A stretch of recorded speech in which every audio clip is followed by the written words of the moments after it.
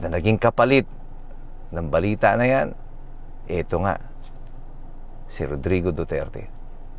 And it appears that all of this, from the very start, kaya sinasabi ko sa inyo, pati itong impeachment na to, lahat ito ay sarsuela lang upang pagtakpan ang mas malalaking kapalpakan ng pamahalaan na meron tayo sa kasalukuyan. This is going really bad for the Philippines, but this is getting even worse for the Marcoses. Sinabi ko na noon that after the election, it appears that we are now going to have a lame duck president at this early onset.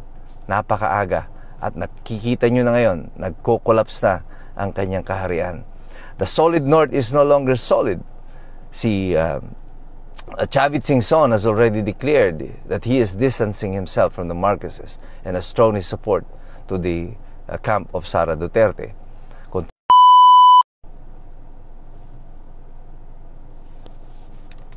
Magandang araw po sa inyong lahat. Ito po muli si Attorney Mike. Over the past few days, ang dami pong nangyari sa Pilipinas at umuugong at lumalagablab ang balita, ang internet tungkol sa mga sunod-sunod na pangyayari, yung pagbaliktad ng mga testigo ni Risa Hontiveros, yung mga sabungero, and then, boom!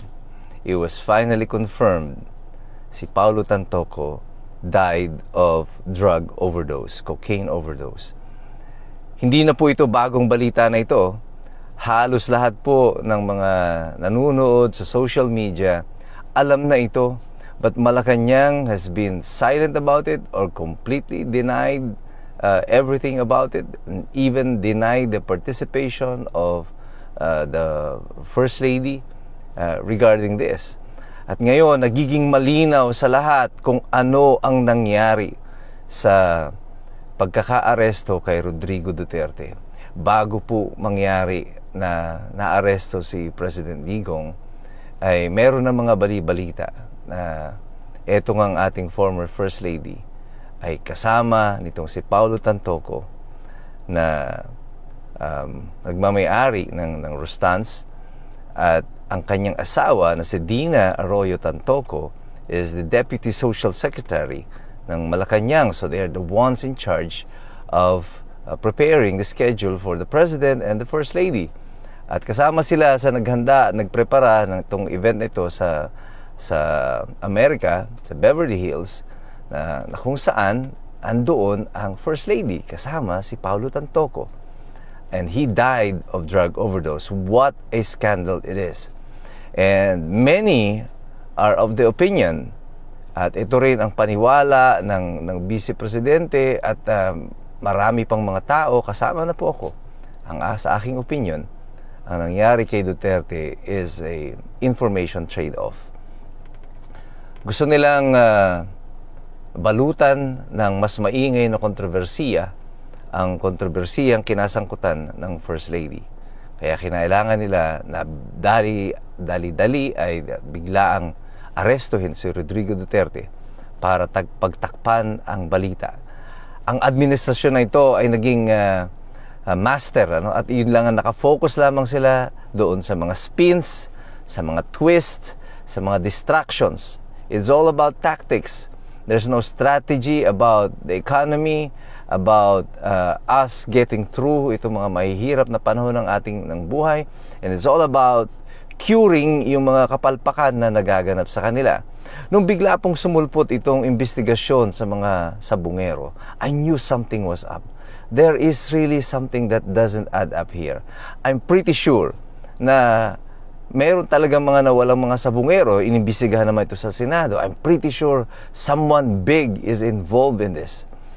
Pero the way that this administration is handling this investigation ay mukhang hindi naman talaga sila seryoso na masolve itong mga kaso ng mga sabungero. At it appears that this is another cover-up. Parang dinidistract lang tayo. Ine-entertain lang nila ang mga Pilipino para ang atensyon natin ma-focus sa malayo. Nakatingin tayo ngayon sa Taal kaysa doon sa kung ano ang nangyayari sa Amerika. At ngayon, biglang may mga nakuha ng mga buto Would you imagine? At nung iniahon yung mga sako, wow!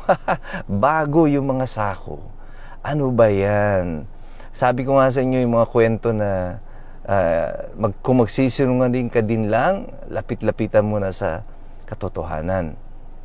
Ito po, I'm sure na kailangan talaga ng hustisya para dito sa mga sabungero na ito. I couldn't care less about Atong Ang. He has been a permanent fixture of gambling in the Philippines. If he has a liability in this, di managot ka. At kung sino pa man yung mga kasama nyo. But the way that this administration is trying to twist the plot, nakikita nyo, biglang siniswitch nila ngayon. Yung mga pulis daw na involved dito, ay sila rin yung mga involved sa drug war. Okay, magtaka. Eventually, biglang ang maging kwento nito, si Rodrigo Duterte na may pakana ng pagkakapatay doon sa mga missing sabungero. And this is how terrible this administration is handling all of these things. Kasi ang mangyayari nito, imbis na makakuha ng tamang hustisya yung pamilya ng mga namatay na sabungero, lalong lalabo ito at mawawala ng saysayang investigasyon sa kada drama na ginagawa ng administrasyon na ito. And this is so bad for the country already. At walang ginagawa ang ating administrasyon to correct all the problems of the Republic at this time. At ang interesado lamang sila ay gamutin ang mga kapalpakan na nagaganap dito sa loob ng Malacanang.